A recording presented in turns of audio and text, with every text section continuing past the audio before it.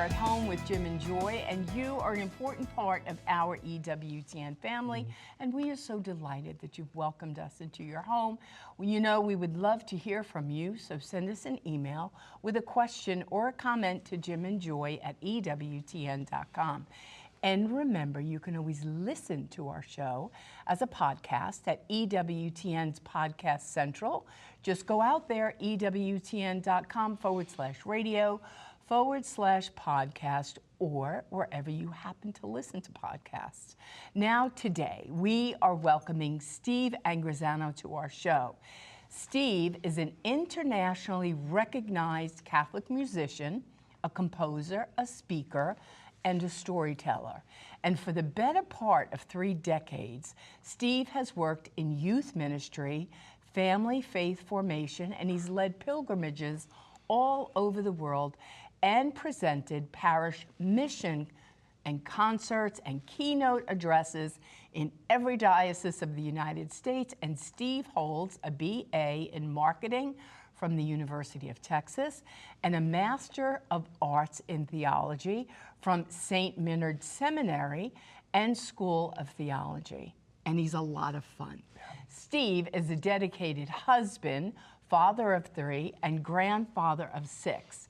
His desire for the family and for all of us is that we live our lives as a compelling case for Jesus. And today he's going to be with us to share with how music can lead us all to holiness. Just go out to his website, steveangrisano.com. Well, that was a beautiful write-up and introduction. It was all true. We didn't even know, really, who Steve was. And we heard about him several weeks back, that he was coming through Birmingham. Maybe we can get him in here. Started to learn more about him. Then we started watching some of his videos and so on. And I could have took that whole bio and just say, this guy's filled with the grace of God. Grace is what you don't got, it's what God has, and he's filled with it. He's passionate. He's an evangelist. He's part of the new evangelization as well, bringing those who've fallen away back or understanding their faith more fully. He's free, and it's going to be a wonderful show. You're going to want to see the whole thing, and I know that God's love and grace will flow out to you. It'll be a real blessing to you personally. So we'll be right back. Plenty more to come. A very special At Home with Jim and Joy. Don't go away.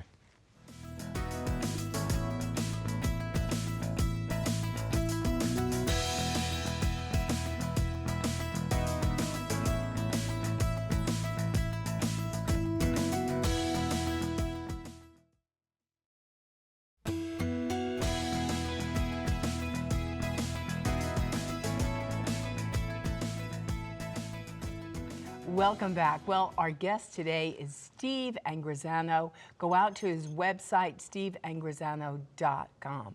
Well, we are thrilled to have you. You're in town because you are doing a beautiful mission here at one of our parishes in Birmingham. I sure am. It's great to be here. And selfishly, this is my family home. I did not really live in Birmingham, but I was born here. And so the parish mission has a whole section of family. Oh, that's fun. There's a family section, and it's been great. It's a Lenten mission, and I think sometimes during Lent, we think we're going to be a little extra holy, and we're going to try a little harder, and that expires on Easter, and then we can just go back to being, who we were before. And to be the bad, awful self that we were. That's right. Yeah. And I think one of the most beautiful things that we have in our church calendar, in our year, in Lent and in Advent, these seasons of just taking an opportunity to recognize that maybe it's not so much who I am, but whose I am. I began the mission with just a little, something that happened to me in real life. I'm leading a youth retreat, my beginnings is all youth ministry. And youth are very authentic. You can't work with young people, and you know where they stand. Like I prefer youth to adults. If you're doing a terrible job in front of adults, they'll smile and they'll tell you, "Oh, great job," and get in the car and go, "Oh my gosh, I thought that would never end." But kids will just start texting and leaving, and so you know when you're connecting. And we're leading this youth retreat, and I'm at St. Meinrad, where I got a master's degree, and one of the monks says, why do the bells ring 6 times a day, and do monks stop what they're doing, whether we're eating or sleeping, and go into the Abbey Church and pray? I'm not going to tell you why. I'll show you why. I was helping him with this presentation, actually. And so we picked two girls that are best friends their whole life, the ones that are going, pick us, we went together, you know. And one comes to the front of the room and faces the wall. She has her back to us, so she can't see what we're doing. We send 10 more girls to the back, so the best friend and 10 girls back there. And I tell them, pick a number between 1 and 100. Just make sure they're different. And Father was 1, 2, 3, go, and has them all shout the number. And it's just epic. 99, 55, 212, you know. And he looks at us and says, all right, which one of those numbers belongs to her friend? Who knew? No one knows, right? And so we take a few guesses. The boys guess, because teenage boys can't hold it back, you know, and they're wrong, as they always are. And mine were. And then so when we realized we don't know, I took a poster board and a marker and just dropped it in front of the young lady who had her back the whole time, the best friend. And Father says, do me a favor. Write down the number you think your best friend shouted from the back of the room. Just your best guess. I was so close to her. Her hand was shaking. So she writes on the poster. And when she's done, we say, what was your number? 17. Hold up your poster. 17.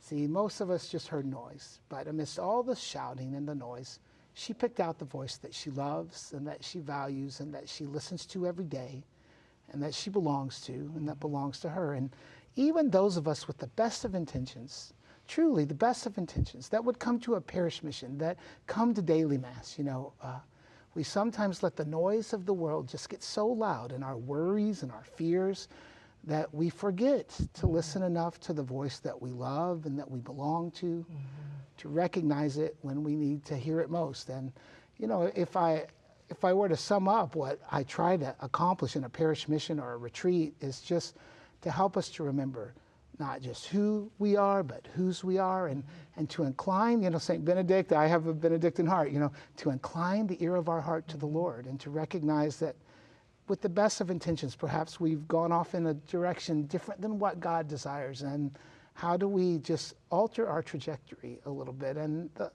you know, last thought on that really truly is like if you're on a boat on the water, I think sometimes we think we have to make these big changes. That's why people fail during Lent.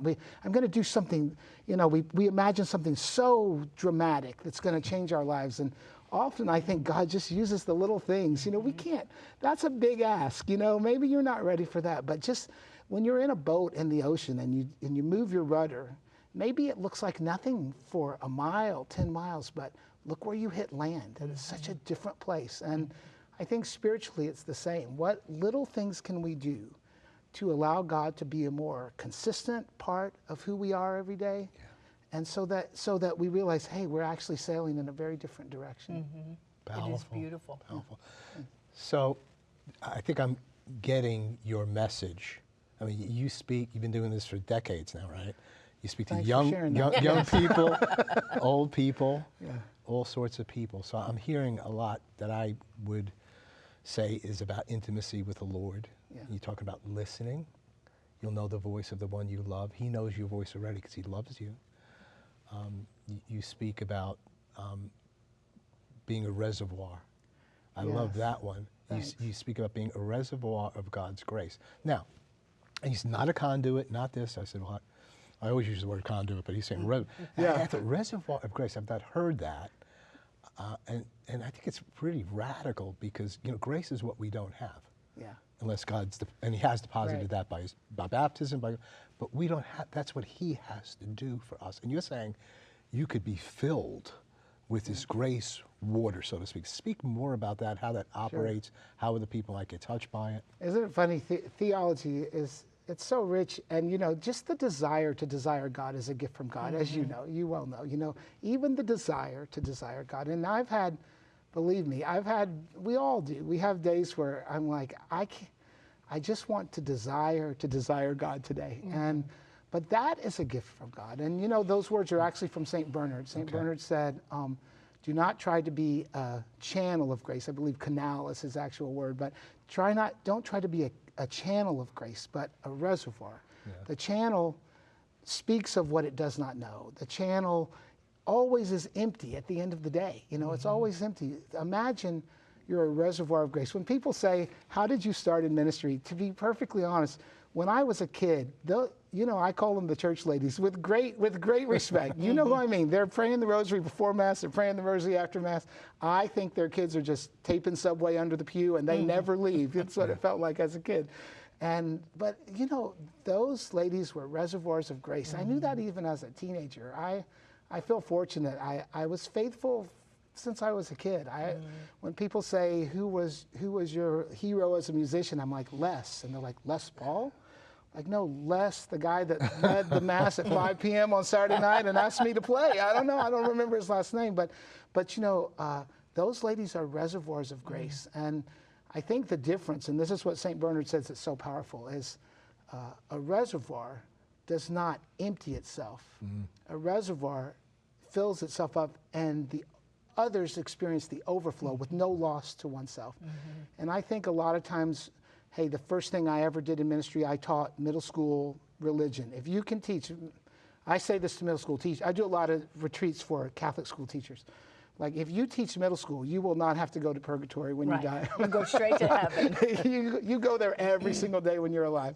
And truly, if you can communicate that, but often we feel that way because we're trying to be a channel. We're trying to get some God and shove it into them. But think about who are the influences in your own faith. Oftentimes, it's people who were reservoirs. They did nothing. It wasn't a doing. It was a being. It was letting God fill you. And oftentimes, the greatest way to evangelize is simply to allow yourself to be a reservoir and to let God fill you, so that what is experienced by others is the overflow. Wow. Which is so beautiful. Great. And you get that, excuse me, you get that from being with him. Yeah. Just in adoration and in your daily quiet time. Yeah. I'm a convert. Yeah. And so when Jim was an Episcopal priest, as his wife, I made sure I got up at 5 o'clock every morning and had my quiet time, because I knew I was required to give myself away to these 4 beautiful children and to our church family. Yeah. And that was life. But there was nothing to give unless I was with him. Yeah. Because he was like, Joy, because if I'm giving out, it's all going to be bad. Right? And so the reservoir stays full of him, and you're just flowing from that beautiful place. And it never comes off like it's preachy or teachy. It's just authentic and it's real. And that's why young people get it and see it, because they can detect a fraud and a fake in a nanosecond. Absolutely. And you know, Rick Warren is a Protestant pastor, as I'm sure you're aware of, but he has a quote that I really love. People who weren't very much like Jesus liked Jesus. Say it again. People who weren't very much like Jesus liked Jesus. I like that, because it reminds me what it means to be a reservoir of grace isn't to be holier than thou. It's to be holy, right? It's to allow God to do the heavy lifting in us. And when you said something that I think is worth repeating, like what, it's no accident that the devil, to me, is in the noise of our world, because we don't ever have a moment to listen. We don't ever have, you know, a lot of people allow from the minute their alarm goes off, which is music, and then they're watching the news, and they get in the car and they turn on the radio, and they get to work and it's crazy, and they get back in the car and they turn on the radio, and like, when do we listen to God? It's why I think adoration is so powerful in the lives of young people today. As a father of 3 pretty much adult children at this point, when else would they not look at their phone? You know, honestly, when else would they not look at their phone except in adoration? That's why I think, like at the big conferences today, it's such an important time, because we're almost pushing the devil out of the way and letting God's voice come through. We had a priest by the name of Father Scythe that was on this show, and he's written an incredible book coming out of his own experience, Rekindling Wonder in a Screen-Saturated World. Oh, that's good. Rekindling wonder. So he shares his own story of kind of this screen-saturated world. He's a younger guy, dumbing him down, and so how he realized that. And he, at some point in the book, he might be quoting somebody else, but he speaks about kind of the demons in hell, saying, like, you know, in the old days, some people would come down here and they were real challenge and everything, and they were trying to live the right, but they came down. These other people just kind of easily come on down. They still taste good, but it's easy. And we're being so dumbed down. We're on our way to hell. How do we rekindle this wonder? And I just thought, you said the Eucharist slowing down there. Like you want to talk about the wonder of wonders once we understand. And you do a great job at bringing home the Eucharist, because how many young people do we have and other people, this isn't boring, the Mass is so boring. After they hear you, well, it could still be boring for them. But speak about that. What do we need to be doing as parents? Maybe we need to speak about the wonder of the Eucharist, so that they're saying, he really believes this. This is important. A couple of things. And this is a really worth just internalizing. Think about this. I didn't make this up. It's just solid statistics, Cara Research, some of these places that we really trust. Like 80% of our young people who are Catholic today, statistically, are not going to be faithful adults when they're 25 years old. It literally breaks my heart, and it's the most important decision any human being will make, for God or not for God. And there's no easy, the battle is very real, and the culture of the day is very persuasive. You can flip that statistic almost upside down, not because of a great youth minister or a great song, which we'll talk about music, not because of all these things, but simplest way to flip that upside down. A young person is extremely likely to stay faithful if they have two other friends that are faithful, and if they pray daily. If they pray daily. I just did a big workshop for maybe, I don't know, 1,000 grandparents. It was a grandparent workshop. And do you know grandparents can be so, I know there's a lot of grandparents watching this show. Do you know how persuasive and influential we can be in simply praying daily with our grandchildren? Making sure that, here's a cousin whose family is faithful. I'm going to make sure these two cousins come to my house on the same day. And I'm going to let my grandson know that other children have faith, that we are a family who prays. I'm going to tell them who they are, not by my words, but how I live. And I think that's the greatest journey. I'm thinking, we got to go to a break. I'll say real quick, we interviewed a guy here, he's like 60 years, never married, youth ministry or something. And he said, he wrote a book, and he said, at this point in my life, I'm understanding, because I would raise up youth ministers, I want grandparents as my youth ministers. They have an in with these kids that I'm trying to reach. Nobody has, and respect that's there. And we think, oh, well, how could we communicate? How could John Paul knew how to do it. So I just want to underline the point that you're making. So we're going to take a break at this point, and you're going to want to hear the ongoing conversation with Steve Angrisano, and the best is yet to come. Don't go away.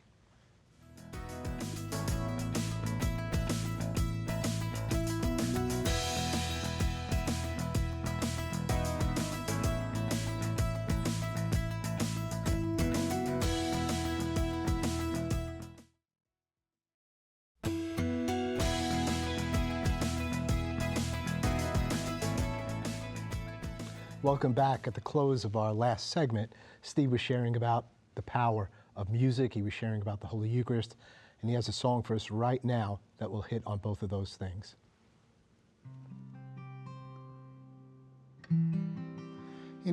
St. John Chrysostom, an early church father, said, when you receive the Eucharist, it is not you consuming Christ, it is Christ consuming you. Think about that. When you receive the Eucharist, you are not consuming Christ. Christ is consuming you. And so let's just behold the power of Christ in our lives and his willingness to come to us. Taste and see the goodness of the Lord, the goodness of the Lord. Taste and see the goodness of the Lord, the goodness of the Lord. I will bless the Lord at all times. Praise will be on my lips. My soul will glory in the Lord. The poor will hear and be glad. Taste and see goodness of the Lord, the goodness of the Lord. Taste and see the goodness of the Lord, the goodness of the Lord. The Lord has eyes for justice, ears to hear your cry. God knows your broken hearts. The Lord redeems a loyal servant. Take refuge in your God. Taste and see the goodness of the Lord, the goodness of the Lord. Taste and see the goodness of the Lord, the goodness of the Lord, the goodness of the Lord.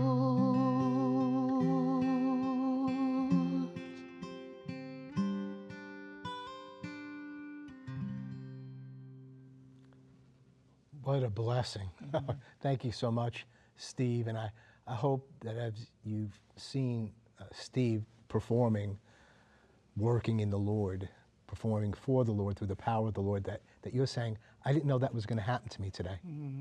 I didn't know that was going to be in my Lent. We spend so much time, this is what I'm going to do for Lent, this and that. You don't know what's going to happen during the season of Lent. You just received such a blessing. So understand the Eucharist more fully as best you can, and taste and see how good, the goodness of the Lord. May this be the best Lenten season, Passion Week, and Resurrection Day, Easter, of your life. You're an important part of this EWTN family. You're never alone. You're always at home with Jim and Joy. Be sure to join us tomorrow when we continue our conversation with Steve Angrisano. Bye now.